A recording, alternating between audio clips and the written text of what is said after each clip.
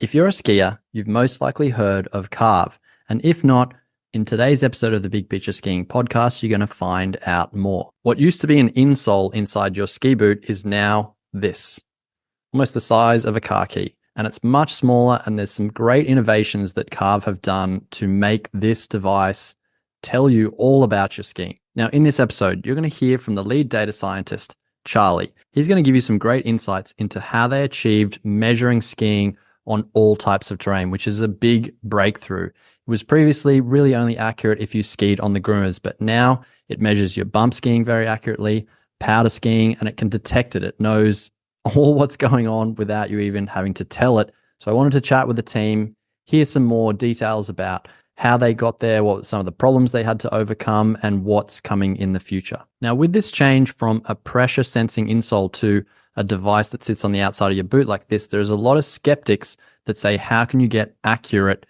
data, measurement of what's going on? And I'm there too, because the first time I tried Carv in New Zealand many years ago, I was blown away by the fact there was a pressure sensor under my foot telling if I was pressing on the inside or the outside of my foot, if I was forward or back. It gave me insight into wanting to change the ramp angle inside my boot to balance better. So I'm very curious how Carv have managed to stick with still measuring things really accurately, but without the pressure sensor. And you're going to find way more about that inside this episode today. So if you're already one of the thousands of dedicated Carv users, this episode is going to give you insight into how they've managed to make some major upgrades and changes to this coming season's offering. And if you're new to Carv, you're going to find a lot more about their philosophy on skiing and how this device could help you to become a better skier. And as you'll hear Alex say, better skiers have more fun on the whole entire mountain. All right, without further ado, let's get into this chat with Carv on today's Big Picture Skiing podcast. Coming into this new season, what did you really want to improve? I mean, it's good to go back to why Carv even exists and sort of go from there. So Carv's been around a while now, I think 7 years on the market. The original ethos of why Carv exists is definitely still the governing thing in our whole business, which is most of us get lessons when we start learning. Then we basically stop getting any input. Now, some people, the enlightened people in the world, will follow you, Tom, and will also keep getting inputs from other instructors, and they're seeking out all these amazing sources to make their skiing better. But most people don't. And most people have moments of learning where they would sort of go and focus on something. And then 95%, 99% of the time, they have moments of skiing where they're just skiing. And I think what's interesting is people mentally have, I'm learning or I'm skiing. And I think what the best instructors do, in fact, most instructors will do this, is they put the two together. And so the best days you could have on snow are when you go and ski with an instructor, because they'll take you to some cool places, they'll give you some teaching along the way, and you'll get better and have a more fun experience on snow. Now, unfortunately, most of us can't ski with instructors most of the time. And generally speaking, people sort of forget that there's still things to improve. And they also forget the idea that better skiers have more fun, right? I think that's why everyone subscribes to Big Picture and why people are looking for this input. So Carv was originally built to solve that problem, which is, how do I get inputs into my skiing all the time so I can increase that slope of learning? So it's not like flat periods of plateau, and then maybe I'll get a new tip and I'll suddenly have a little spurt of improvement. How can we make that gradient steeper and more constant for everybody? So that's the ethos of Carv. Now, Carv 1, which was our original product, did that with a pressure sensor, which went into the boot under the liner, and it's an insole, as you guys know, and it had pressure and motion sensing. But it was sort of getting in the way of skiing for some people. So it had some issues, like actually installing something in your boot was an issue. It also had a few issues technically around how it was able to capture data, which we optimized around, but basically we felt there was a way to do that better. And it was really largely optimized for groomers. And so this year, the two main things we wanted to do was to take the ethos of Carv, which is to put learning into everyday skiing, and to do that everywhere. And actually, when looking at that problem, we had to be fairly brave and go back and totally rebuild our whole system to really achieve it. So it's been an enormous year. I mean, everyone in the team has done an incredible job to get to where we are. I think it's safe to say we're also pretty tired at this point, and the season's only just starting. But solving for every boot and reducing their complexity and the faff, basically, and solving it everywhere. So we've truly got a tiny device that is pretty much invisible, which means you can learn wherever you go skiing this year. And that was our goal. So, okay, perfect. So we've got this goal of everywhere. So was there difficulty, I guess, you were trying to overcome with, when it wasn't a groomed day? Because if Carv users are listening, they'll recognize that some of the best scores always were when it was the morning and it was perfect snow. Yeah.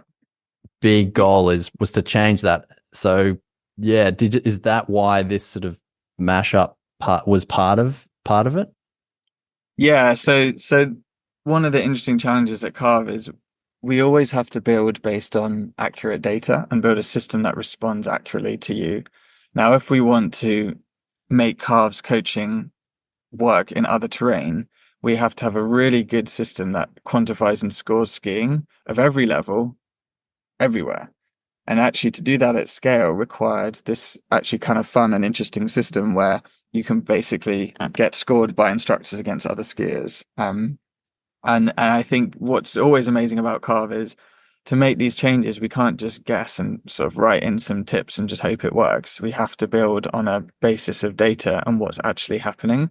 And then we can train our models based on real things that they're looking for, so we're not using our own assessment of what we think good skiing should be in bumps or in powder. We basically get instructors to say this person was better in powder than this person, and our system can learn which skier to model on. And so I think for Carv, every time we do one of these big changes in the product, what you experience as a skier is, oh, it's cool, it just recognized powder and it coached me in it. But the work to do that is very, very challenging. And Carv has to terrain, which I'm sure Charlie can talk about, and then know what to prioritize and what to coach. And those are two very difficult problems that we've had to solve.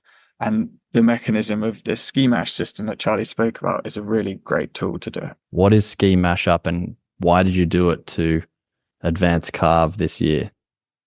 Yeah, so ski mashup is a platform where we basically show two videos of two different skiers, and we ask our ambassadors to decide who's the better skier, but also to tag relevant conditions and ability labels and the turn type.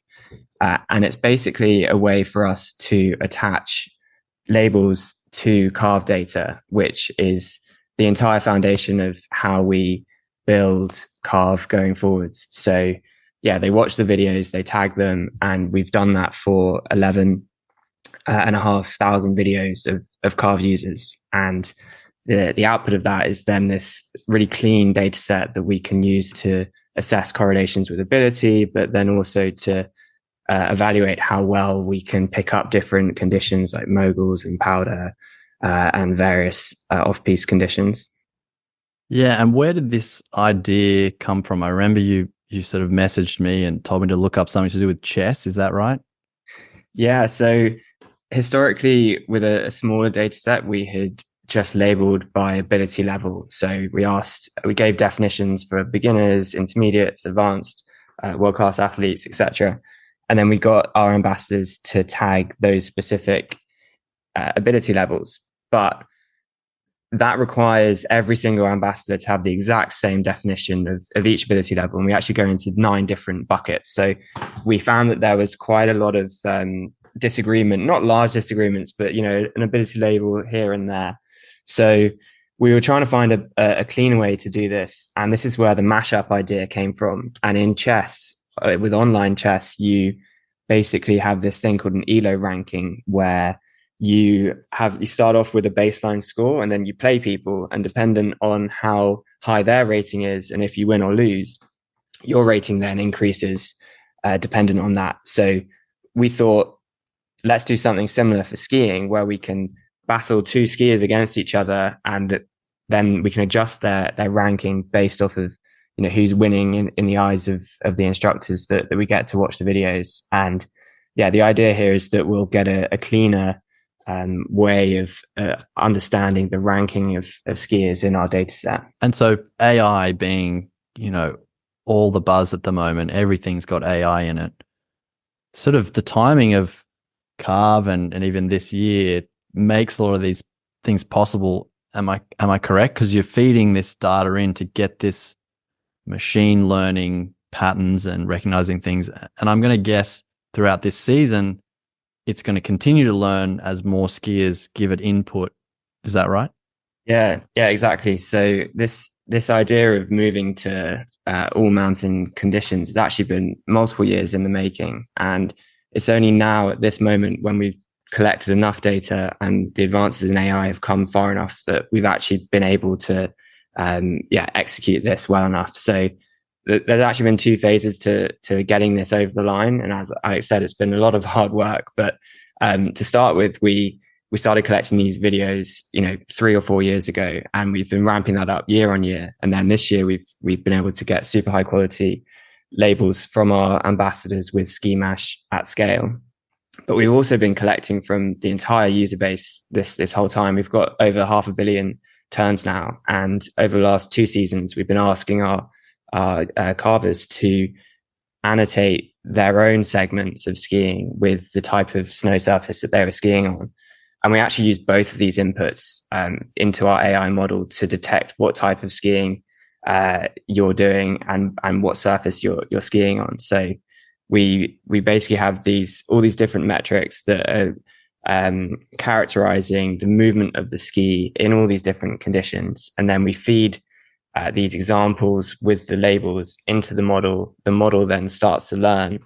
And then, we can then output what terrain you were skiing in. And exactly over this year, over this season, as we get more and more data, this is going to get more and more accurate. We're really excited to continue to improve this and get it more and more accurate over time. Yeah, and on the UX side of the product, I'm thinking about the listeners here saying, "Oh, my head is going to explode with how complicated this is getting." Right? One of the big downfalls of the previous version of Carv, it has this very simple model. You take your edge angle and you multiply it by a factor, and you take your early edging or you take your parallel skis and you multiply them by a factor and you add them up. Very simple. There's just a weight to each one. But what it meant was it only worked for carving skiing on moderate slope in groomed terrain.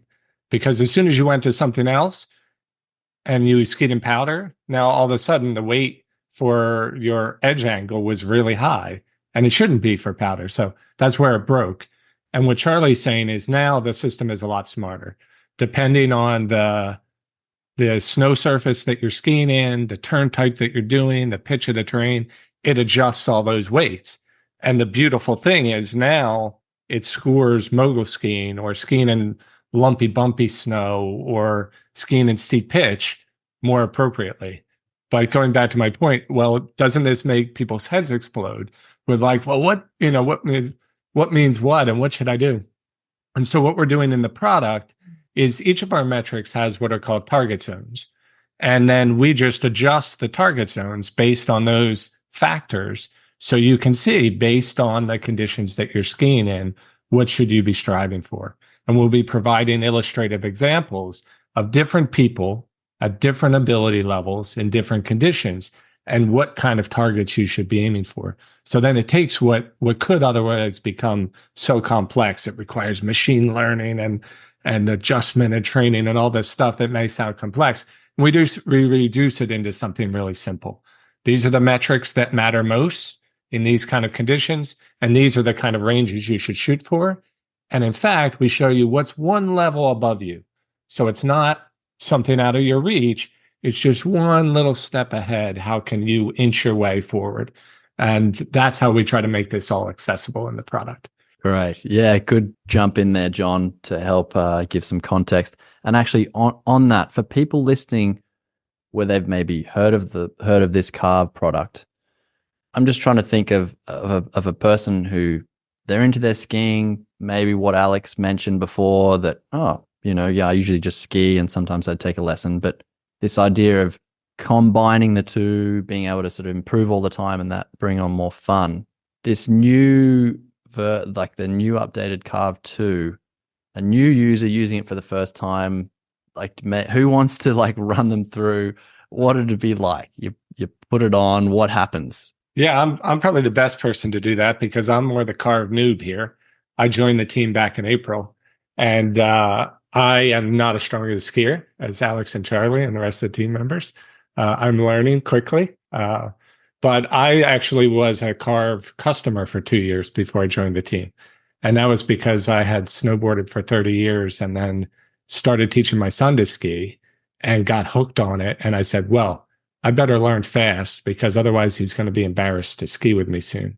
So I got on Carv and loved it, got hooked on it, but then had all these ideas about, what we can do. So that brings us to now. What's the experience going to be like if you've never used Carv? You hop on here. You take these sensors, flip them on your boot, go in the app. We've got it down to one button press now to pair the sensors to your app. It used to be a whole bunch of different things and calibration and this and that. Now you hit a button, it says they're connected, and you're ready to go. No extra calibration, just magic. And that one blows my mind, the team members, what they've been able to do with where you put it on your boot. But you just go ski and Carv says, hey, John, how's it going today? Go get them, Tiger. And then once you start skiing, it learns and starts to tell you, all right, every time you stop, here's a ski IQ. And then you take a run, and by the time you're at the end, it tells you what focus metric to focus on and why. So it's giving you some information about what kind of terrain you're skiing, what you should focus on, and some tips on what to adjust and why. And then each time you stop, it will give you your ski IQ, which is this overarching number of the quality of your skiing. That's basically taking all of those instructors that have evaluated videos and building this massive brain for you that assimilates all that and gives you this feedback. And it'll tell you how you did on that particular focus metric, whether you're trying to get more parallel skis, trying to get your edge angles up, trying to maintain your balance more effectively. And then it gets into that cycle. Each time you stop, gives you some feedback. Each time you get on the lift, gives you some tips. And the first time I tried it, I thought it was magical. And where we are now is head and shoulders above where we were the past couple seasons. Okay. So, I mean, very much like when I go and teach people, they come for a lesson, I have to watch them first. And the ski IQ is a bit like in my head, I watch them come down and I've kind of ranked them against all the other hundreds, thousands of people I've skied and watched and kind of going, okay, well, they fit here and they're missing these things. Today, I'm going to suggest we improve, turn shape, something like that, which Carv can also do. Yep. Now as well. So yeah, so that person trying it out, it's looking at everything, and then it's going to start like focusing on an area. Now, I'm interested, have you changed where Carv focuses on in your skiing? Because I mean, there's so much to work on. I mean, I'm still working on trying to become a better skier. I think all of us here are. How's it been done to get what Carv thinks you should work on? I'll give both sides of this. One, I think we've made a ton of advances. On the other side, we have a lot to do. So I'll tell you where we've made the advances and then what's next on our plates. So a big limitation that we had before is we gave metrics like turn shape or parallel skis or edge angle. And that was great. It took you from having no measurement of your skiing to having these quantitative findings that you could try to drive up and drive down. But then the immediate question that people ask is, well, parallel skis, are my skis in snowplow or my tips diverging? Is it my right turn? Is it my left turn? Is it the beginning of the turn, the middle of the turn, the end of the turn, right? So the data then bred more curiosity and more need for more granularity so you could give great coaching. So that's a big transformation that we've done this year. Now, instead of just giving you a turn shape score, we also draw your turn, your actual turn shape, segment to segment. You see it stretch out or it makes sharp angles or nice curves. And now you can see that throughout the phases of the turn. So the turn shape measurement actually becomes something more actionable and coachable. Now we also paint on that every millisecond throughout the turn where your skis are diverging your tips versus your tips coming together and snow plowing. And I'm not talking about just like dramatic snowplow or dramatic diverging. I'm talking about small changes throughout there. So you can see, and we can move from saying something like keep your skis more parallel to, oh, when you're carving in steep terrain, your tips are diverging at the end of your right turns. And this is what you can do for that. So this is the real transformation that we've done this season, is giving a lot more granularity.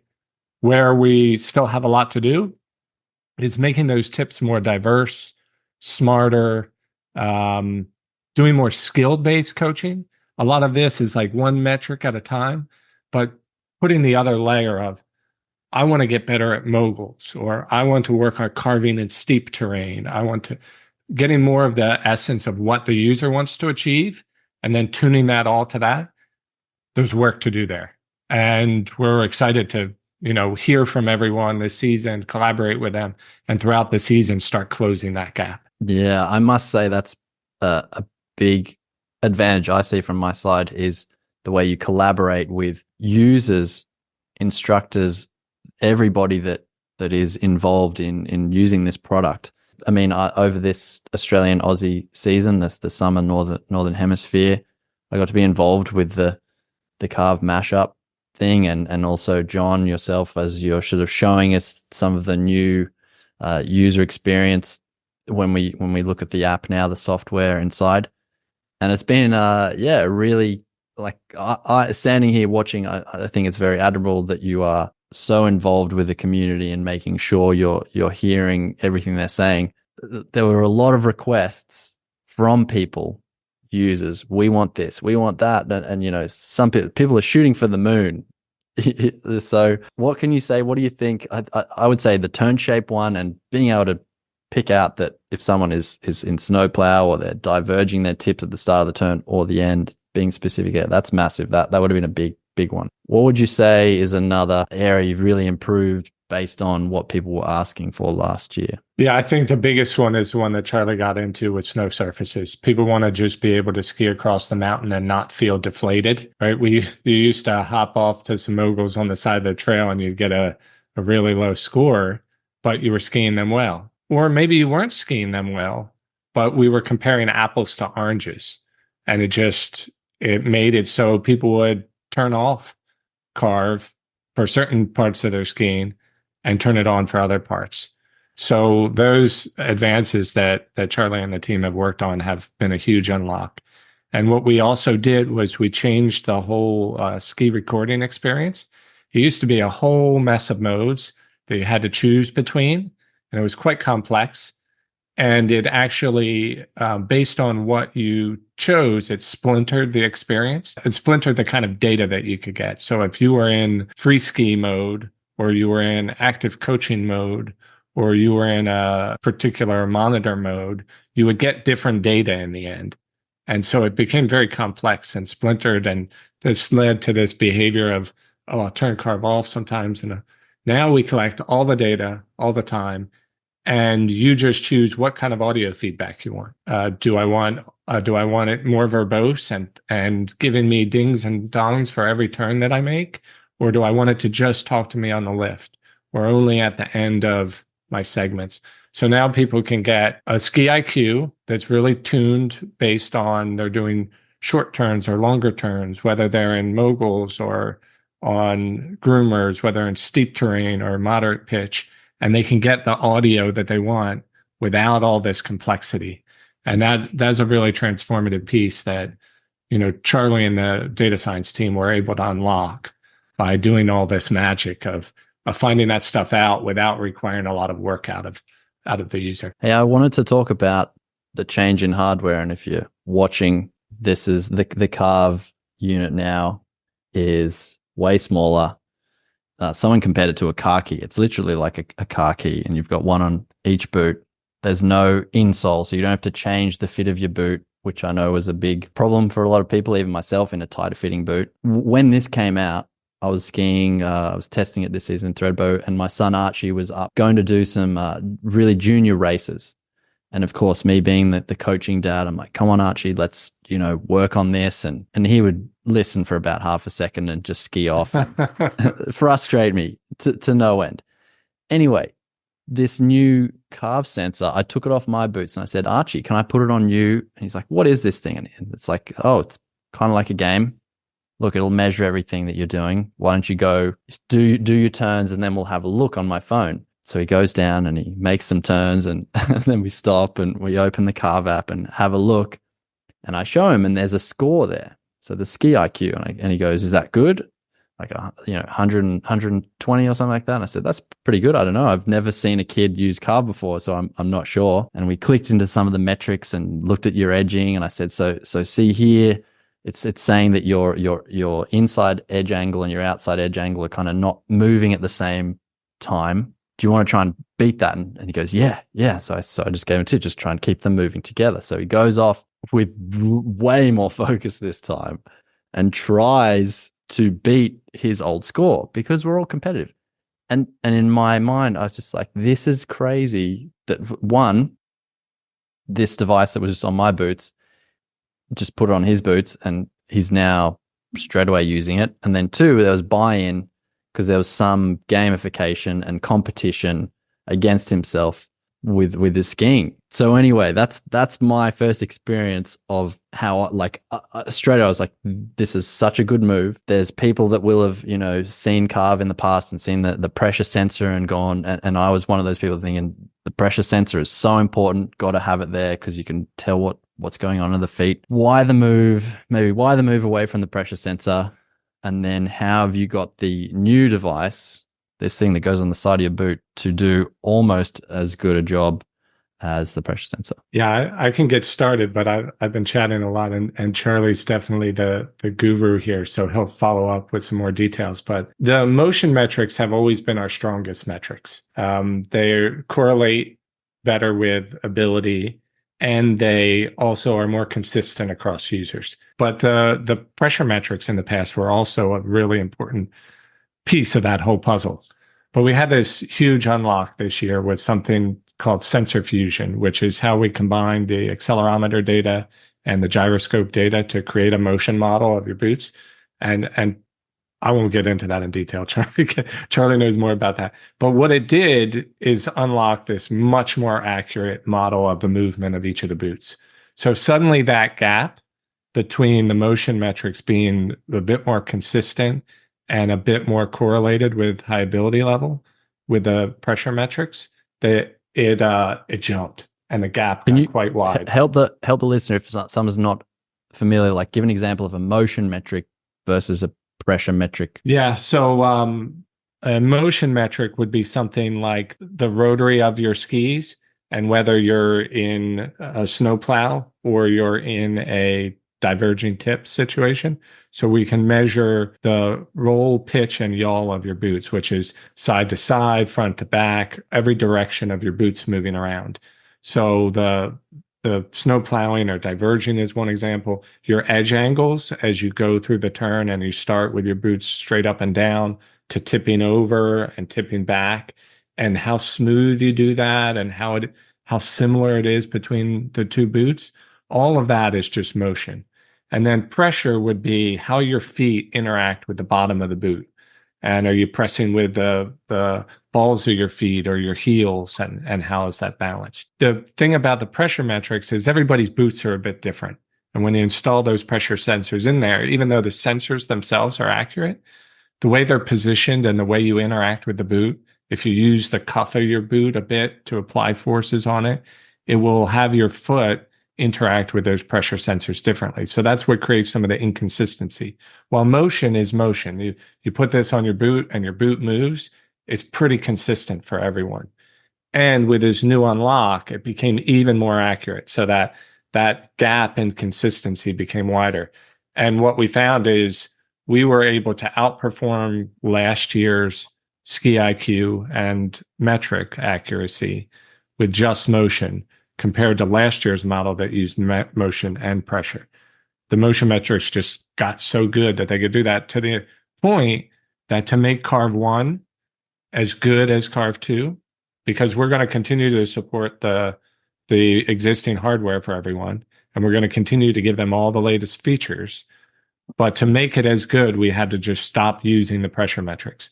They were essentially, pulling things down while the motion metrics were getting better and better. Yeah, I think I remember you mentioning it was kind of a frustrating, like the pressure sensor one, because they would try and change hey, you're not forward at the start of the turn. So people would go, right, I'm going to get more forward.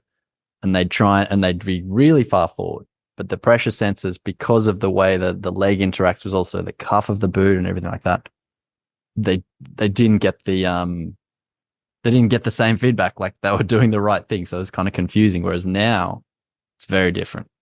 Yeah. And in the past, don't get me wrong, the pressure played a huge value in the past. Each year that you go back in time, pressure had more and more of a role, because back then the motion model wasn't as good, right?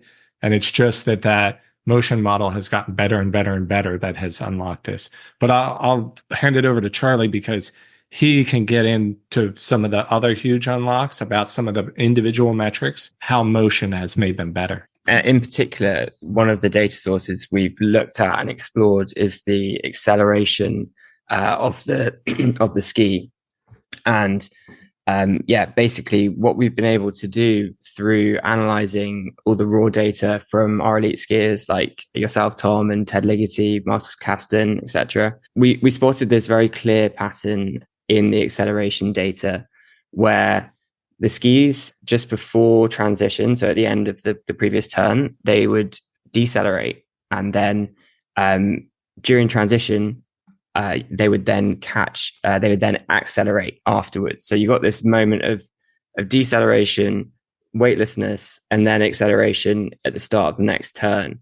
And by isolating a certain axis along the length of the ski, we've been able to really quantify how your ski is then accelerating at the start of the turn to basically catch back up with an early forward movement. So this insight has basically allowed us to understand and measure your shift in balance without relying on the pressure sensors, which were flawed in the way that you mentioned, where if you really hammer the boot cuff, that would lift up the back of the boot into the sensors, causing Carv to think that you're actually backwards when you're forwards. And then people were trying to get so far forwards that their tails are washing out, and it's really confusing for people who had that bad experience.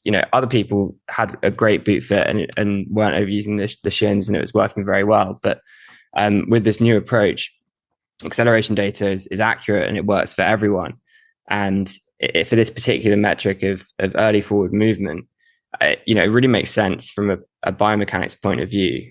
When the skier becomes weightless in transition and moves diagonally over their skis, so you got the combination of forward movement and topple, the skis then accelerate back round to catch the skier. So the pattern that we spotted aligned with our expectation for what should be happening. And this enabled us to basically understand that we could measure early forward movement from the acceleration data itself.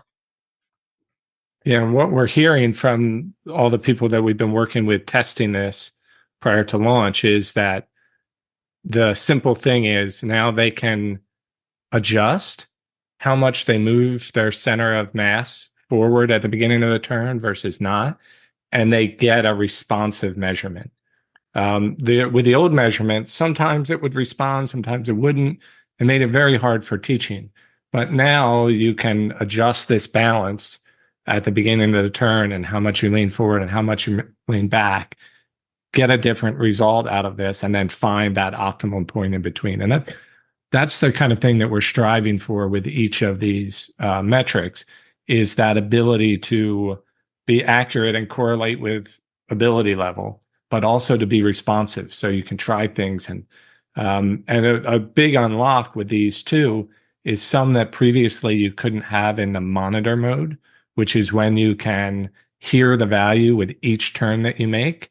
Now we've unlocked the ability to hear those values with each turn that you make. So for example, if John, you saw your early forward movement wasn't where you want it to be and your target was like further up, you could switch on this monitor mode and actively try and do things to change that. And after you do one turn in your earbuds or whatever, will make a noise. Will it on that one? Do you know?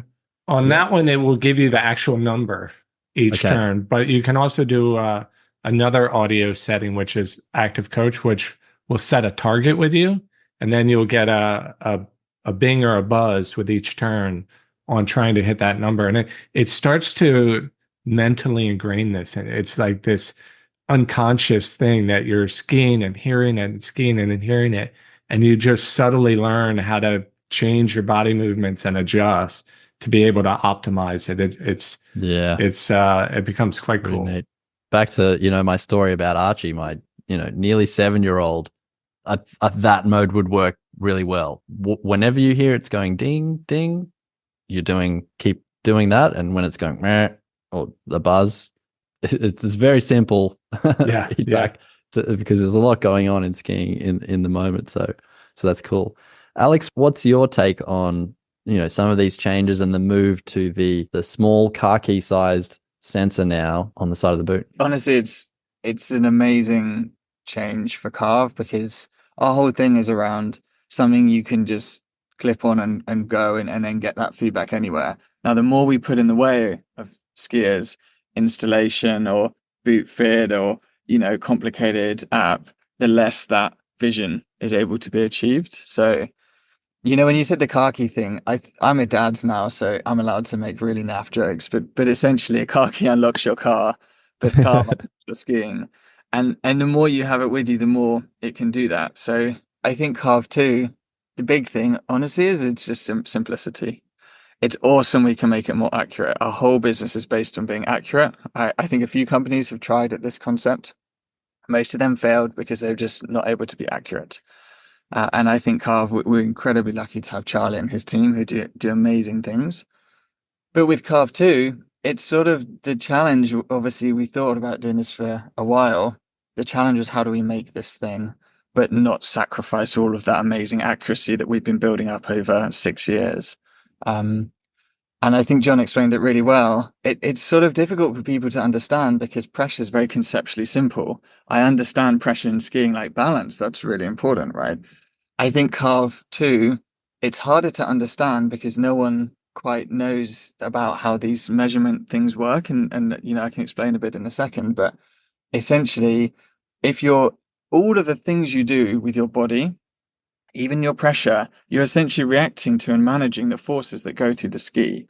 All those forces create motion and acceleration in your skis. So everything we do higher up, that's all trying to affect what's happening in your ski. Now, Carv 2 is just a more precise way of measuring that end output, which is great because it means we can actually see very, very specific, small, detailed things like Charlie mentioned with balance. Previously, we'd look at balance using the distribution of pressure on your foot. That obviously has some issues. We actually had to adapt our metrics to sort of manage those issues. But with motion, you can see, like, in a world of great balance for someone, we see this like beautiful pattern of acceleration that emerges, which we can see every time, no matter what boots or what skis you're using. So I think what do I think? Honestly, it's a really amazing upgrade for our whole system because we can simplify it and make it more accurate. And I think for us, that's always what we're gunning for. Like going back to the tight boot fit thing, it was a hindrance to me. I would often not put it in because it was a warmer day and my feet would hurt with the insole net. This season wasn't even, it's just on the side of my boots and the batteries last forever. I have to say, it was down in the snow and over a whole week.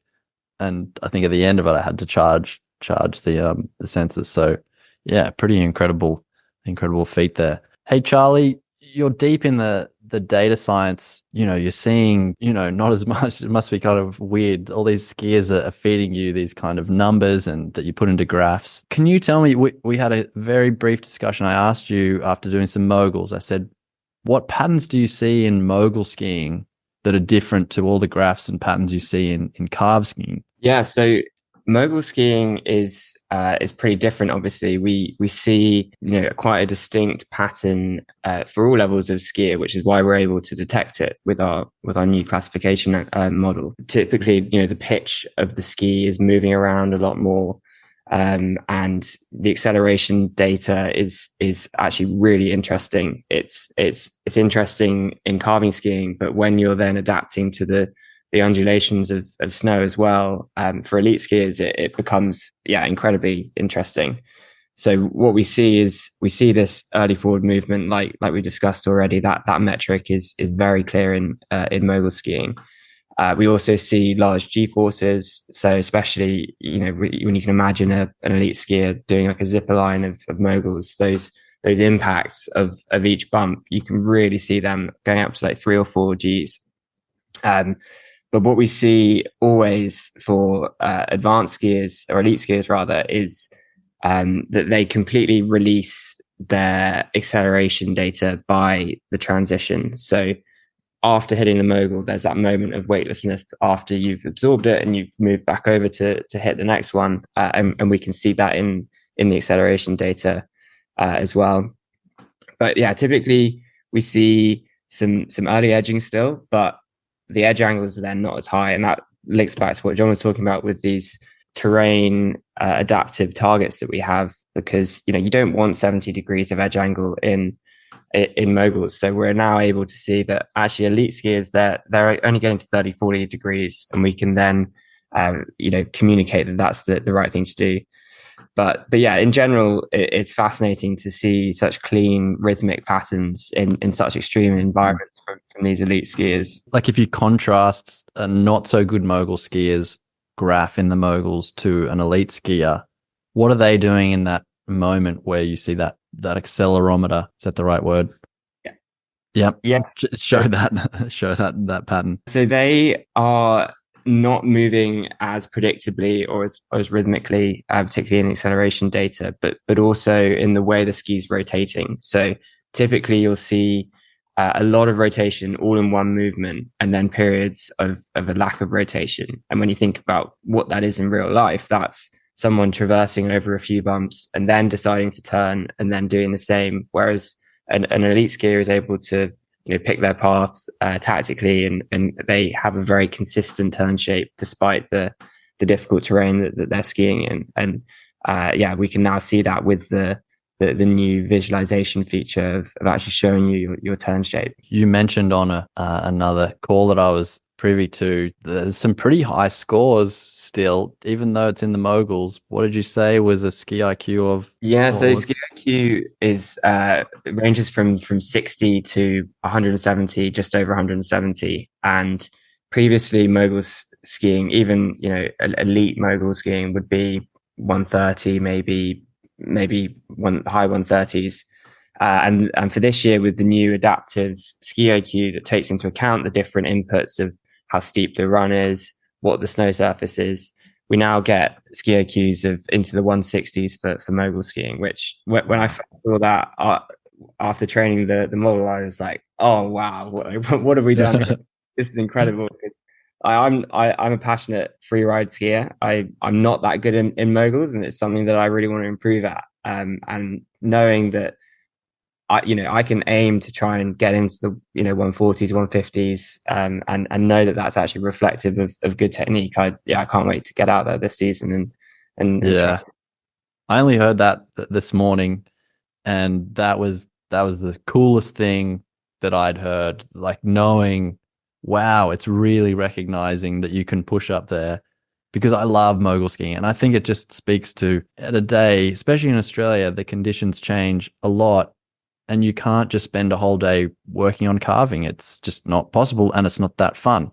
But you can go when the snow's good, carving into some short turns, do some mogul skiing, vary it up. And then now the fact that Carv registers you're doing these different things, and it actually gives you a more apples to apples score for that is very exciting.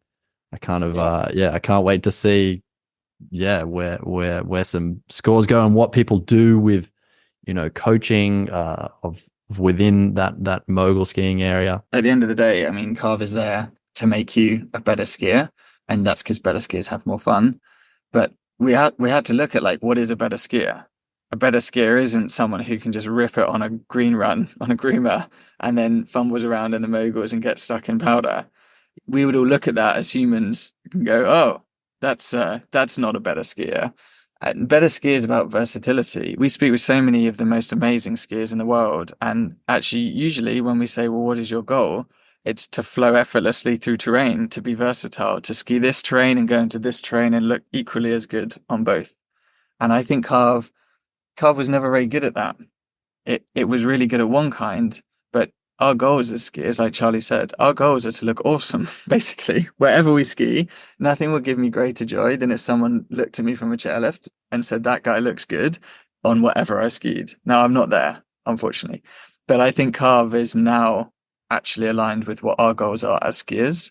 So it's obviously we're excited as a team because a lot of us yeah, we really do like skiing groomers, but a lot of us love skiing like off-piste or different kinds of snow. And that's the fun of skiing and adapting. And so it's awesome to have a system that does that. While you're there, Alex, I know you did some research with skiers over this break. Give us some insight into, something interesting you found, like a bit of a pattern with people, skiers not like myself that, obsessed and into improving. It's interesting because I don't think the audience who listen to this, maybe they will resonate, and we all resonate at some level with this, but we interviewed probably 100, 200 skiers over summer, trying to understand the new proposition, how to build Carv 2, as well as actually just how to describe it and make our goals speak better to the world of skiing. And I think the interesting thing we found is, okay, a lot of people want to improve. That's good. We all know that. And a lot of people understand this idea that if you're better, it's more fun. But the role of technique in that is so interesting. A lot of people don't believe that they should go and work on their technique. I think there's a very funny thing that's true in skiing that, you guys won't see this because you know it, but your world is all around technique. But most people can say things like, yeah, obviously I want to be better. And I'll say, well, what techniques are you working on? And they'll say, well, I'm not really into technique. I don't really want to work on my technique, or, and I'll be like, I'll prod it a bit in interviewing. I'll be like, oh, well, why is that? And they'll say, well, look, I think look, I'm not into racing. I'm not a racer, and I'm not an instructor either, but I do want to ski better off piste. And there's this very funny thing where technique is sort of a bad rap in skiing. I think everyone wants to look like these amazing people in videos, like Candide or someone, or, do this amazing off-piste stuff. And everyone's sort of comfortable with the idea that their technique might be bad, but they could still be good at the sport, which you wouldn't really see. I think we were talking the other day, Tom, you wouldn't see this in tennis. You wouldn't see this in golf.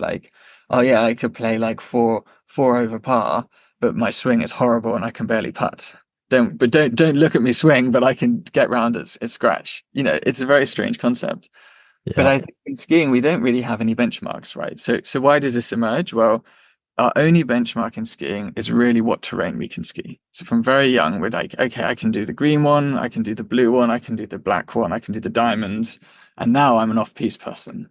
And that is it. And so once you go through the terrain, you don't really have a benchmark. Some people just go faster and they're like, oh, I'm really fast now. And I think technique, it sort of loses its place in the story a bit. Yeah, that was a really interesting learning for us, because I think with Carv, a lot of people see improvement as happening when they ski, where they ski, and a lot of people see it as relating to terrain.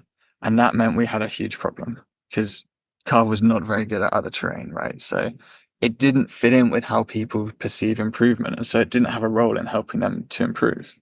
And I think changing that has been the biggest thing for us, because I think even in our team, for skiers ourselves, we actually want to improve on the terrain where we feel less good. That's sort of what triggers improvement. It's when you come up to something that makes you feel a bit uncomfortable, a bit out of your comfort zone.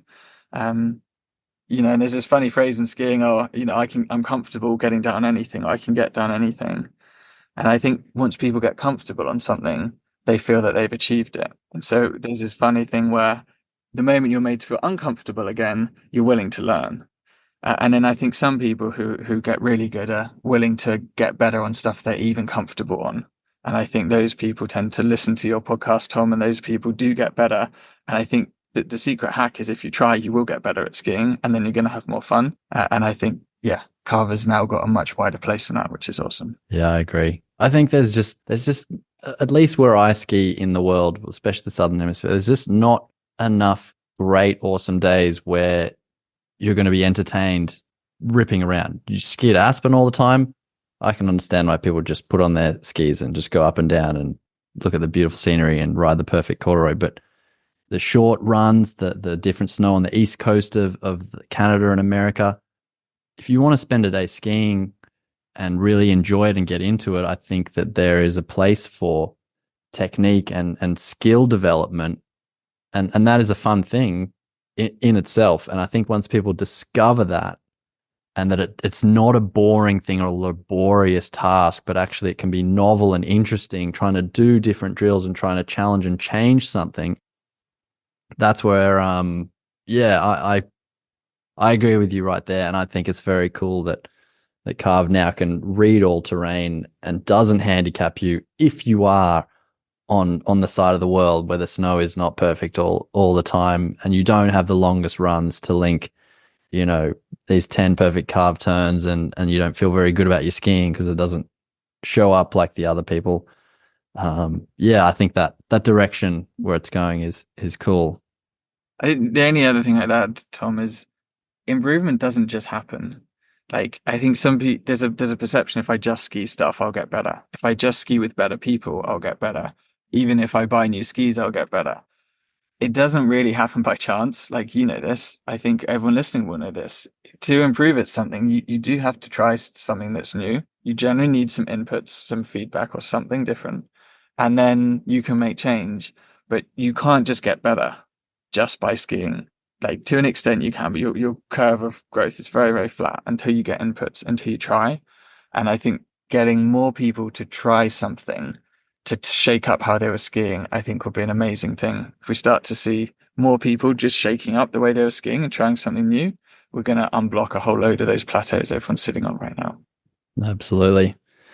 Hey, John, you're new to the team this year and very much involved in, like, when someone opens the Carv app after a day of skiing, what they see, what the experience is like interacting with that app. What are you really proud of, other than the granular, being able to see the turn shape, that's the stuff? Are there any other areas that maybe a familiar Carv user would notice as improved, or a new user, when they're opening it, they'll be able to look at it and then, like Alex is talking about, go, oh, great, I'm going to fix this.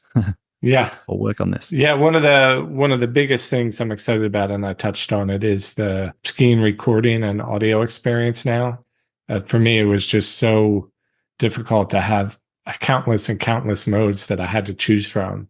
And I had to weigh the consequences of that. Oh, if I choose this one, I get that. But if I choose this, it was a false choice. We never had to do that. And it was just because over the years we came up with all these great ideas, and we put it in a new mode, and we put the next one in a new mode.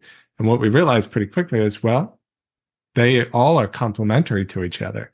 And you can just have one skiing experience that is totally customizable. But on a day-to-day basis, there's only one button to push: just start. And you just get out there and have fun and learn. And it creates the opportunity for what's coming. Because now, instead of 15 different brains of all these different modes, we've consolidated it all into one brain, so that now we can get to the next frontier, which is based on what skill you want to develop and what you care about. It can just adjust all that for you. It can say, oh, well, you ought to try monitoring this for a little bit. And then we'll go back and then see how that impact it had on this. You ought to try working on this, right? That's the next step.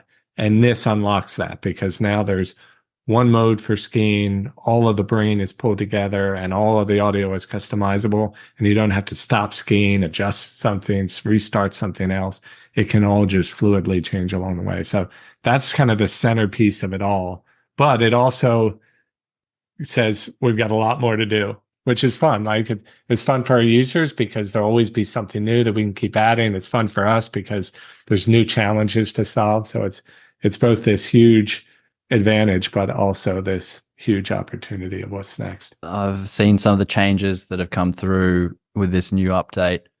And I must say, it just is, even looking at a day of skiing, say from a month ago, is much easier to just take in. It's not as much like data, because I mean it's recording everything, but then that's a tricky thing you guys have had to work out. How much is too much information, how much we don't want to. I remember Jamie, one of the co-founders, him saying like that was the thing, you just didn't want to get in the way of someone skiing and enjoying their day. And I feel like when you open the app now, it's a lot more pleasant to look at and easier to navigate. So I think that's what I really noticed that.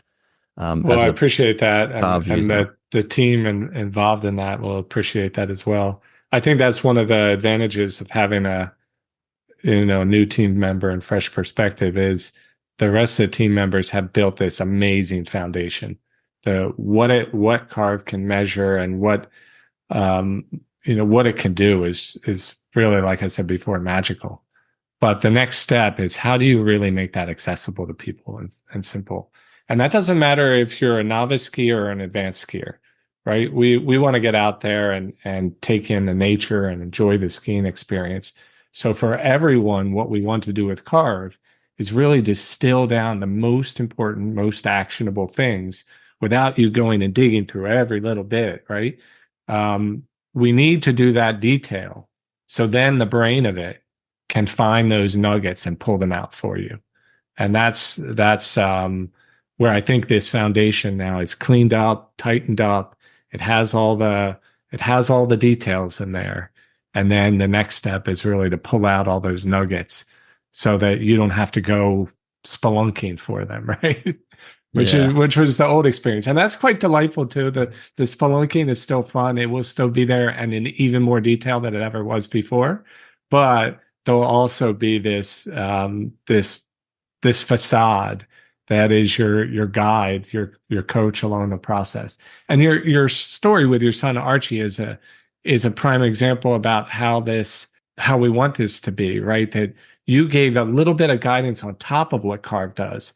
And together they were this beautiful marriage where you could say, hey, Archie, try this. He did it. He got the feedback. And you were this another brain on top of it. I think we can do more of that in the app to bring more of that.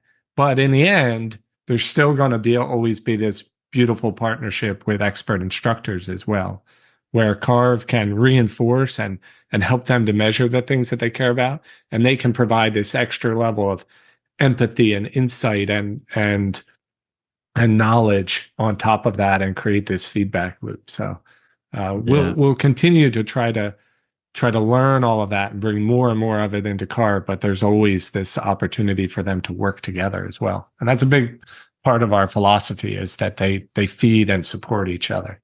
Yeah, I'm listening to a book that is sort of addressing, we're in an age where technology, artificial intelligence is getting better and better. And it's called the skill code.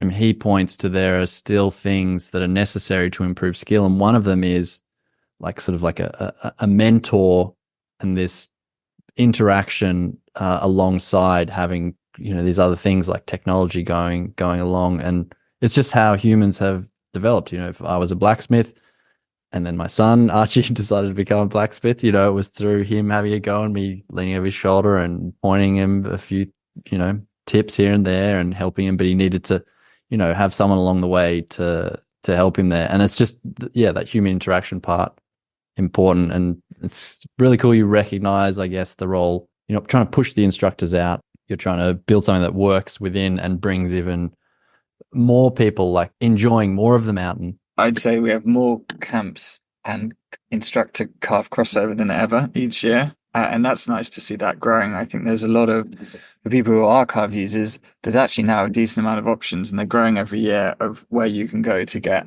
hey, like I've got this score, I want to work on this. And then you can go and work with some of the world's best people who know all about the system and also, can help unblock you. And it's been lovely watching that ecosystem grow. Because I think our role in the world of skiing is we can get people. I mean, the first thing is most people don't get any input at all. In fact, we think it's around 8 to 12% of people in a given season will get a lesson on the mountain, roughly. Those are the stats we have from industry and from some of our partners in ski school, which means like, let's say 80%, 85, 90% of people aren't getting any inputs. And so the cool thing Carv does is it makes people stoked about improving, and they get it and they realize there's maybe more work to do and they're not quite as good as they thought they were. There's always a little bit of a painful realization. I think it's quite an honest tool. And so that's kind of interesting. And then we survey people to say, well, what changed about your skiing? And most people, 96% of people say they improve. But the cool thing is, I think it's 96, but I'll check it. 95 or 96% of people say Carv made them more interested in technique and improving. And that then drives them to want to do other things. Now, other things look like signing up for Big Picture. It looks like getting a lesson. It looks like going to camps. It's actually really like synergistic with the current industry. And so I see Carv's role as activating people that there's more to do, that there are things to go and learn. And there's nothing more awesome to the right person than getting better. Like for people who care about improvement, getting better is like the most empowering, awesome feeling. You did it, you got better at the thing you love. And that feeling is incredibly exciting. So I think that's Carv's role. I think it's amazing seeing some of our partners, yourself, we've got Thomas Renaud and Morgan and all these amazing instructors, Bartek, and all around the world, there's people now teaching on top of Carv. And I think, honestly, the more of that, the better. It's a wonderful ecosystem. Hey, I want to touch on, you mentioned the honesty part. The ski IQ has changed. It's measuring things different. When the new software rolls out soon, are people going to see a difference? Are their scores going to change? If this is asking for the Carv users of past, are they going to go, well, I had this great score and now there's a recalculation done? Is that maybe Charlie, you can talk to that. Are there going to be changes to people's scores in the past? In short, yes, there will be. So every year we update Ski IQ for greater accuracy, as we're constantly learning from chats with our ambassadors and our increased data set, all the ski mash coming in. We don't want to just fix Ski IQ as this one thing. We want to always make it more accurate and improve it. And in this year, the main focus has obviously been across all conditions. So yeah, people can expect their off-piste skiing in moguls and crud and powder. They can expect those scores to go up. We're also getting more accurate on-piste as well. So people may drop down. There's swings and roundabouts, and the main thing to know is that we're now every year we're more accurate. So you can go into the season and try and improve on whatever score that you have with our new reprocessed Ski IQ Nevado. But yeah, I expect, particularly advanced skiers who are and expert skiers who are skiing in these off-piste terrains, those scores will go up, but the highest possible score is still on a carving turn in groomed conditions. So those scores should stay fairly similar, but they can go up and down. But because we're now accounting much more for how steep the run is, that's another thing at the elite level. Skiers carving on steeper terrain, those scores are going to go up. And that actually touches back to what John was saying about our centrifusion upgrade. This has had knock-on impacts across all metrics. So all of the metrics are now more accurate. But one particularly interesting use case for our adventure into all-terrain is how steep the run is. And we're now actually able to detect the slope pitch for every turn that you do, no matter where you are. So previously, we actually cross-referenced with a database of known runs to work out how steep the run was. But that obviously doesn't work in the backcountry, doesn't work in smaller resorts where no one's done this mapping. So this year, we're now able to understand how steep your skiing is from every turn that you do, which then feeds back into Ski IQ. So that's a really big step forwards, and we can expect those steeper runs to be scored more highly. And yeah, in general, the philosophy behind Ski IQ is to reward higher skill skiing with higher scores. So yeah, we're really excited that we're now able to do that across different terrains. But for every skier, like for me, I went down. I've already had a look at my Yeah, data. I've seen some of my runs go down, and as probably I was thinking I wanted to share that too. At first, I was like, "Oh, you're kidding me! It's like you've been robbed." Is the first probably I would say people will experience that, but really, I think you have to like check in with yourself and go, "Well, this is accurate." And when I thought about that one, I knew that this kind of slope was, you know, a bit of like a ski hack kind of run. Oh, I knew it was not that steep, but I could go fast enough to get some higher edge angles and move my feet really quick. And maybe it wasn't what I would classify as like my best skiing, but I knew that the algorithm liked it. And I could see that I got dinged back on that one. So the honesty of the new ski IQ is definitely there. And I would just say, listeners, if you've got some scores there and you feel like, oh, I just got over 150, but now I've been pushed back down into the mid 140s. That's a good thing. It's like now it's a reality, you know, rather than dancing around and thinking you're looking great, it's saying, hang on, still some things to work on here, and which is awesome. There's improvements to come, and that's the best feeling is when you get better. Yeah. Well, the other thing to add, I think, is the thing that makes it palatable, and maybe not only palatable, but maybe delightful, is that with any of those changes, you've got all this extra detail that you didn't have before. So it helps to illuminate when you go digging. There's this treasure trove of digging to be done. Before the snow hits, I've been working with a bunch of people and testing. We have this, what's called a first tracks program now, where, and you're a part of it, Tom, where people can get an early preview and they give us feedback and they test things. They're digging in and they're finding things. Oh, that's why this has changed. Now I can see the turn graph. Now I can see these details. Now I can see the snow surface. All of these variables that were hidden before now are illuminated, and you can start to make these connections. So I think it's going to be fun for a lot of our users pumping up for the ski season to be able to see all their data and all this new treasure of these details in there. Yeah, that's right. It might be a little bit of pain here and there. It might be. It's like, oh. Yeah. Just remember this conversation here, and that's, you know, the only way is forward from there. I want to be respectful of time. I really have enjoyed this conversation. I love hearing about how problems are solved like that. The forward movement thing. I mean, that's crazy that, you know, everyone would think you'd have to have pressure. Like if that's what people feel, you know, I feel when I'm moving forward, but you're able to get around that.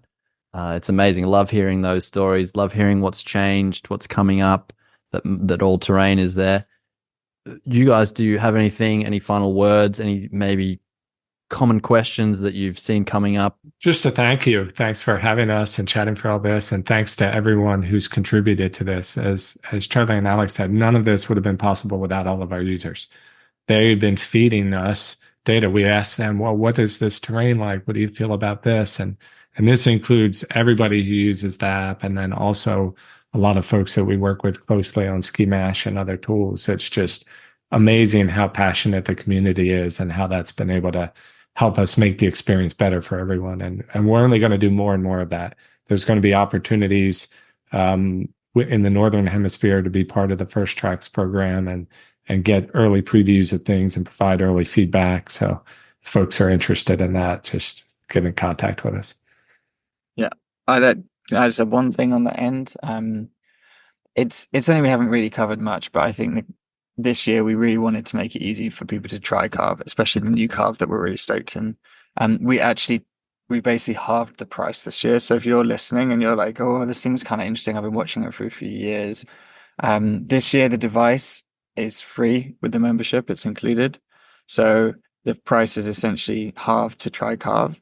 So I would say, I mean, we did that deliberately. Obviously, it still costs us to make these things. They're incredibly technologically capable, and they're very, very delicate and amazing pieces of equipment that we've built.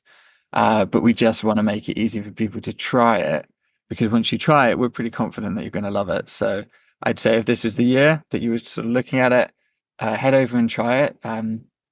Hopefully we'll have enough stock for the season, but it is going kind of fast at the moment. So I would say hopefully your listeners will get in with this podcast. But we really tried to make that accessible. So yeah, try it and let us know. We're always listening. We always love to get feedback. Some stuff you love, some stuff you don't love. You'll probably find we'll change it and improve it next year as a result. Charlie, you got any final words? Yeah, just echoing the others. Thanks to all the users, and super excited for the upcoming season. Taking Carv off piste is incredible, and we'll keep improving the surface detection. There might even be some new metrics that we're working on that we release in the middle of the season. Stay tuned, and as Alex says, give it a go. I recommend it. I think the new Carv 2.0, big improvement, way easier for everyone to try it out. Thanks everyone for listening. Thanks for tuning in, and we'll see you next time.